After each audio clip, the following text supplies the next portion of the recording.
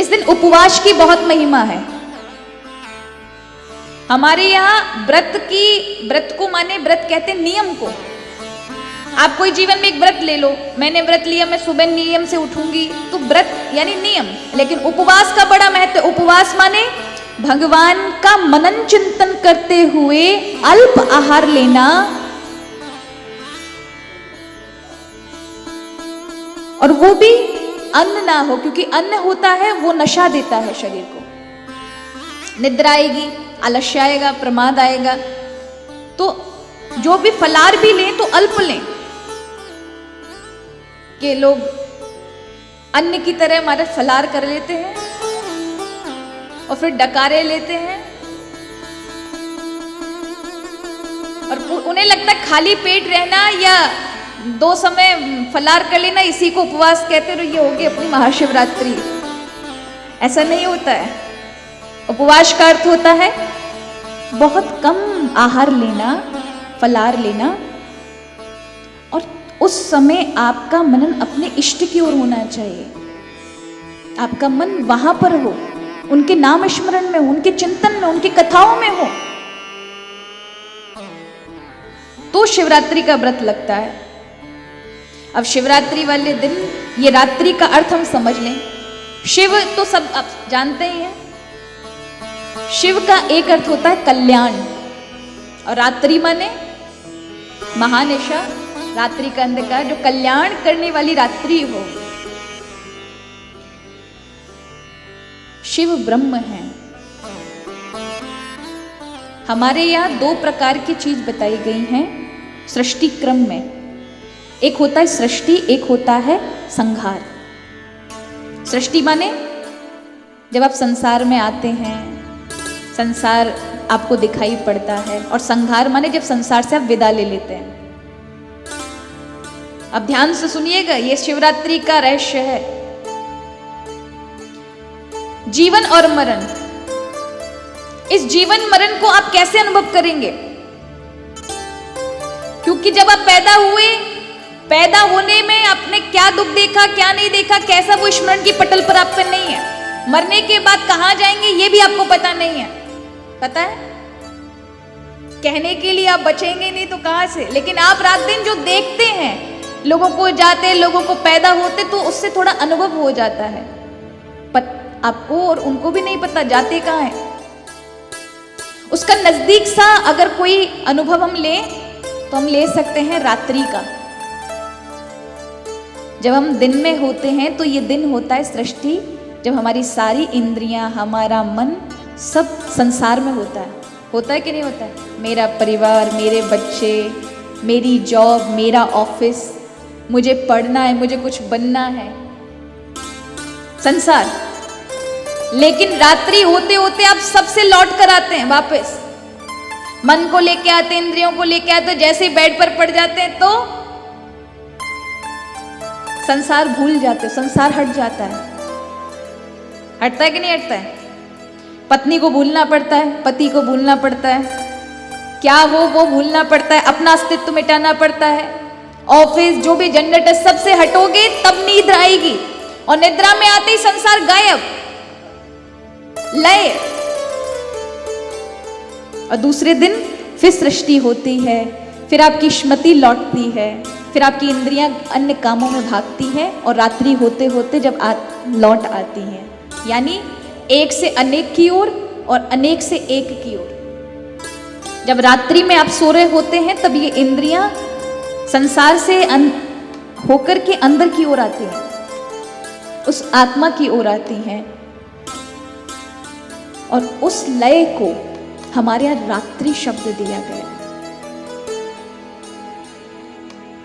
यानी जिस समय आप ब्रह्म से मिलकर शांति की प्राप्ति करते हो, जिस रात्रि में, उस रात्रि के अधिपति हैं शिव। उनकी आराधना करना माने जीवन की साफल्यता प्राप्त करना है, जीवन को सफल बनाना है, क्योंकि उन्हीं से सबको शक्ति प्राप्त हो रही है। एक शिव ही है जिनको वेदों ने गाया है। वेदों में जगह जगह आपको रुद्र भगवान के विषय का वर्णन मिलेगा, सैकड़ों रुद्र, हजारों रुद्र। पर देखा जाए तो रुद्र भगवान अनेक भी हैं और अनेकों में एक भी हैं। कई बार शास्त्रों में बड़े बड़े आचार्यों ने जब उनका विवेचन किया तो उन्होंने कहा रुद्र में जब करोड़ों अरबों अगणित रुद्रों की बात आती है तो वो रुद्र प्राणियों में बैठने वाली आत्मा जो हमारे भीतर बैठकर शिव चला रहे हैं। शिव बैठे हैं, रुद्र बैठे, तभी आप उछल रहे हो, अपना वजन ढो रहे हो। रुद्र निकल जाएंगे, शिव निकल जाएंगे तो कोई भी 24 घंटे से ज्यादा आपको ढो ना पाएगा। लेके जाते ना राम नाम सत्य, राम नाम सत्य है, ज्यादा देर नहीं ढो पाएंगे। कल प्रसंग में मैंने, कल या परसों के प्रसंग में आपको बताया था पार्थिव शिवलिंग के बारे में, नर्मदेश्वर के बारे में। अन्य धातुओं के शिवलिंग बना सकते हैं, मक्खन के बना सकते हैं, गुड़ के बना सकते हैं, गाय के गोबर के बना सकते हैं, मिट्टी के बना सकते हैं। लेकिन हमारे शास्त्रों में कहा गया है कि शिवलिंग पे चढ़ा हुआ निर्माल्य, यानी शिव पर चढ़ा हुआ निर्माल्य कई जगह वर्जित है कि आप शिव पे से उठाकर नहीं खा सकते। लेकिन किन शिवालयों का निषेध है, किन का निर्माल्य आप खा सकते हैं? तो शास्त्र कहते हैं कि आप जो ऋषियों के द्वारा स्थापित शिवलिंग है उनका निर्माल्य ले सकते हैं। निर्माल्य माने शिव की पिंडी पे चढ़ा हुआ प्रसाद। जो स्वयंभू हैं उनका ले सकते हैं, नर्मदेश्वर हैं उनका ले सकते हैं, ज्योतिर्लिंग हैं उनका ले सकते हैं प्रसाद। सिर्फ एक जगह नहीं है, पार्थिव शिवलिंग पर चढ़ा हुआ प्रसाद वर्जित है। मिट्टी के शिवलिंग बने हुए हैं, आपने बनाए हैं पूजा के लिए, और मिट्टी के बने हुए शिवलिंग का विशेष पुण्य है, विशेष प्रभाव है, लेकिन उन पर चढ़ा हुआ निर्माल्य आप नहीं ले सकते। लेकिन ये निर्माल्य जो भगवान शिव के मंत्र से दीक्षित है वो शैव ले सकता है। वो कहीं से भी कोई निर्माल्य की वस्तु को उठा सकता है, शिव का प्रसाद पा सकता है। शैव माने हम लोग वैष्णव हैं, हम विष्णु भगवान के भक्त हैं, कृष्ण के भक्त, इसलिए हम वैष्णव हैं। जिसने शैव दीक्षा ली है वो किसी भी मंदिर का पा सकता है, किसी भी शिवलिंग का पा सकता है। तो भगवान शिव में और नारायण में अंतर नहीं। एक बहुत सुंदर बात यह भी है, वैष्णव भी पा सकता है, पर कब पाएगा?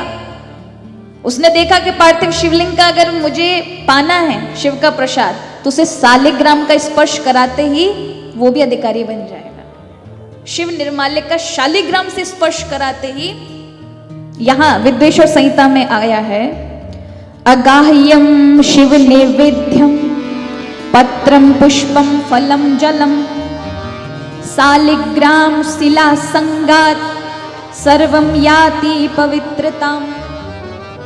शालिग्राम शिला का स्पर्श कराते ही शिव निवेद्य, वो वैष्णव भी पाने का, हर कोई पाने का अधिकारी हो जाता है। इसलिए डरे नहीं, अगर शिव जी का प्रसाद पाना है शिवरात्रि में तो पार्थिव शिवलिंग की अगर आप सेवा करें तो शालिग्राम भगवान का स्पर्श करा देना, पा सकते हो। अब बात आती है कि हम पुष्प क्या चढ़ाएं, पूजा में क्या चढ़ाएं। तो यहां बड़ी सुंदर बात है, हमेशा आरती को, जब भी आरती करें, आरती हमेशा, ये विद्वेश्वर संहिता की बात है, 7 बार घुमानी चाहिए आरती को। कितनी बार घुमाना चाहिए? 7 बार घुमाना चाहिए आरती को। जब भी पूजा की थाली में दुर्वा दल लो या फिर अक्षत चावल लो तो चावल टूटा नहीं होना चाहिए, अखंड चावल होना चाहिए, पूरा साबुत। और कम से कम दूब की और अक्षत की संख्या हमेशा 100 से ज्यादा रखनी चाहिए। 100 से कम नहीं होने चाहिए, 100 से ज्यादा रखो। जब भी आपको कोई अखंड बाती बनानी है कम से कम 5 से 6 घंटे की, तो हमेशा बाती की जो लंबाई बताई गई है वो 4 अंगुल बताई गई है। 1 अंगुल इतना होता है ना, 4 अंगुल, इतनी बड़ी बाती तो रखनी चाहिए। किन किन चीजों में कहां चीजें मंदिर में कौन कौन सी जगह स्थित होनी चाहिए, ऐसे तो समझते ना, दायां और बायां किसे कहते हैं? समझ आता है ना। बायां को कहते हैं, दायां किसे कहते हैं? ठीक है, सीधा हाथ दायां, उल्टा हाथ बायां। और अगर अच्छी पहचान बताऊं, जिसको ABCD आती है वो सीख सकते हो। बायां कहते हैं जिसमें आपको B, छोटा B दिखाई पड़े, वो स्मॉल लेटर में। ऐसे देखोगे तो जो बायां होगा उसमें B दिखाई देगा, D इसमें दिखेगा जो दायां है। तो बायां दायां देख सकते हो। ऐसे सीधे ऐसे करोगे तो ये दिख रहा है ना, B आकार का बन रहा है, तो आपको दिखाई पड़ेगा ये, खुद से देखोगे तब। और दायां जो है उसमें D दिखाई पड़ेगा। तो इससे आप अपना लगा सकते हो कि कहाँ आपको क्या चीज रखनी है। तो मंदिर के उसमें बाई ओर ये चीजें रहनी चाहिए, यानी जल का भरा हुआ कलश बाई ओर रहना चाहिए, घंटा, गरुड़ घंटी, ये सब बाई ओर रहनी चाहिए। धूप आदि भी जो आप दिखाते हैं, अगरबत्ती, वो भी बाई ओर होनी चाहिए।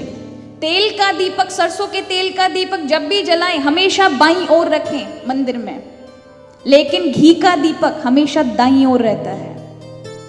यह अविष्ट की सिद्धि करने वाले स्थान है।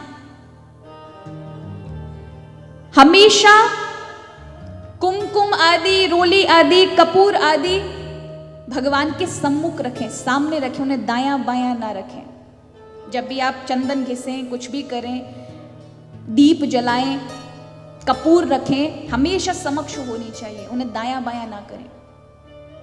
कभी भी तांबे के पात्र के अंदर चंदन को ना भिगोएं,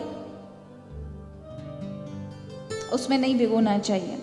कभी भी पूजा का जब सामान लगाएं, सभी पदार्थों के लिए अलग अलग कटोरियां, अलग अलग पात्र रखा करें, एक साथ नहीं रखना चाहिए। कभी भी जब पुष्प लें तो पुष्प हाथ में नहीं रखकर चढ़ाने चाहिए। कई बार होता है ना, ऐसे रख लेंगे अब फिर चढ़ाएंगे। पुष्प का भी विधान होता है। पुष्प भी चढ़ाने के लिए इन उंगलियों का उपयोग होता है। कौन कौन सी उंगली होनी चाहिए? अंगूठा होना चाहिए आपका, ये मध्यमा बीच की जो उंगली है ये, और ये अनामिका, जिससे हम हवन करते हैं, ऐसे होके ज्ञान मुद्रा बन जाती है। ये छोटी वाली उंगली को छोड़ देते हैं और ये जिससे डांट लगाते हैं वो उंगली को छोड़ दिया जाता है, तो ये ज्ञान मुद्रा बन जाती है। इस ज्ञान मुद्रा से ही हवन करते हैं और इसी ज्ञान मुद्रा से ही हमको पुष्प चढ़ाना चाहिए भोलेनाथ को, या अपने जितने जो भी इष्ट हैं आपके। और हमेशा पुष्प जब चढ़ाएं तो पुष्प जिस प्रकार से आप उतारते हैं खिला हुआ समक्ष, उसी तरह से उसका ऊपर मुख उठा हुआ होना चाहिए, खिला हुआ। ऐसे नहीं कि जो मन में आया जहां तैसे, कई बार ऐसे चढ़ाना चाहिए बिल्कुल खिला हुआ, ऐसे हाथ से लेकर, ऐसे नहीं जो मन में आया तहां जैसे जैसे चढ़ा रहे हैं। पुष्प हमेशा ऐसे चढ़ाना चाहिए, उसका मुख ऊपर हो। और जब उतारना हो निर्माल्य को तो हमेशा तर्जनी का और अंगूठे का स्पर्श करना चाहिए। हमेशा ऐसे ऐसे निर्माल्य को, ऐसे वस्तुओं को उतारना चाहिए। और जब चढ़ाएं तो ज्ञान मुद्रा इस तरह से, इस ऐसे चढ़ाना चाहिए, इन दो उंगली का स्पर्श नहीं होना चाहिए। यहां बताया जब भी भगवान को नैवेद्य अर्पण किया जाए, भोग लगाया जाए किसी विशेष पर, जैसे कल शिवरात्रि पे, तो जल के छींटे से चौकोर आप एक जल का चौकोर घेरा बना दीजिए और उससे फिर नैवेद्य भगवान को रखें। तो ये नियम है किस प्रकार के पुष्प भोलेनाथ पर कल चढ़ाने चाहिए। 10 तोला सुवर्ण दान किया, ये पुण्य मिलता है यदि कोई आक का एक फूल भोलेनाथ पर चढ़ाता है। और कल तो विशेष प्रभाव है उन सब का। हर एक पुष्प एक अपनी सिद्धि लेकर के बैठा हुआ है महाराज, आगे के प्रश्न में बताया जाएगा। हर एक पुष्प आपको बहुत सारी शक्तियां दे सकता है, उसके अंदर बहुत सारी शक्ति छुपी हुई है। योग मार्ग में इनका बड़ा उपयोग होता है। तो मौल सिरी कहते हैं आक, जो अकौआ होता है, आक का जो फूल होता है, पुष्प होता है, उसको मौल सिरी। तो 10 तोला आपने स्वर्ण दान किया यदि एक पुष्प आक का चढ़ा दिया भोलेनाथ को, और 10,000 मोल श्री के पुष्प, 10,000 आक के पुष्प, एक तरफ उनका पूरा पुण्य और एक कनेर के पुष्प का बराबर का पुण्य मिलता है। यानी 10,000 आपने आक के पुष्प चढ़ाए और उसके बदले अगर एक कनेर का पुष्प भोलेनाथ को अर्पण कर दिया तो 10,000 पुष्पों का अकेला फल कनेर का पुष्प देता है। और यदि 10,000 कनेर के पुष्प अगर आपने चढ़ा दिए तो एक बिलपत्र का पुण्य मिलता है। त्रिदलम त्रिगुणाकारम, भगवान शिव, विष्णु और ब्रह्म का तीनों का स्वरूप है बिल्वपत्र। कन्यादान जैसे पुण्य प्राप्त हो जाते हैं बिल्वपत्र को चढ़ाने से। और कहा यदि 10,000 आप कोई बिल्वपत्र चढ़ाए और एक द्रोणगिरी का पुष्प चढ़ा दे, आता एक सफेद पतला सा छोटा सा द्रोणगिरी का पुष्प कहा, उसे गुमा फूल भी कहते हैं, गुमा का फूल, उस फूल को अगर चढ़ा दिया जाए तो 10,000 बिलपत्र का पुण्य प्राप्त होता है। और ये द्रोण पुष्प 10,000 चढ़ाए